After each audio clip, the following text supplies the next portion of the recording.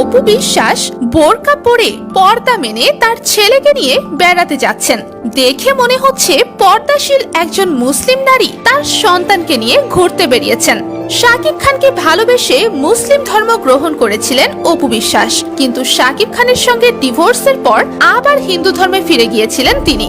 তাদের ছেলে আব্রাহাম খান জয় কোন ধর্মের তা নিয়েও বেশ আলোচনার জন্ম দিয়েছিল। তবে অপু বিশ্বাস স্পষ্টতই জানিয়েছেন, জয় যেহেতু শাকিব খানের সন্তান তাই সে মুসলিম ধর্মের অনুসারী, কিন্তু অপু বিশ্বাস এতদিন হিন্দু ধর্মই পালন করে আসছিলেন।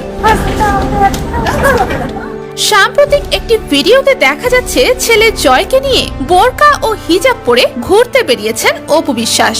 অপু বিশ্বাস ইসলাম ধর্মে ফিরে এসেছেন তারই যেন ইঙ্গিত দিলেন। তার এই পরিবর্তনকে সাদরে গ্রহণ করেছেন বহু ভক্ত এবং সাধারণ মানুষ। নেটিজেনরা মনে করছেন শাকিব খানের সঙ্গে সম্পর্ক ঠিক হয়েছে, তাই অপু বিশ্বাস এখন এ ধরনের পোশাক পরিধান করছেন। আবার কেউ কেউ মন্তব্য করেছেন এসব লোক দেখানো। তিনি এক এক দিন এক এক ধর্ম অনুসরণ করেন কেন? তিনি কি একটি ধর্মে থিতু হতে পারেন না? তো ভিউয়ার্স, অপু বিশ্বাসের এমন পরিবর্তন আপনি কোন চোখে দেখছেন তা অবশ্যই কমেন্ট করে জানাতে ভুলবেন না।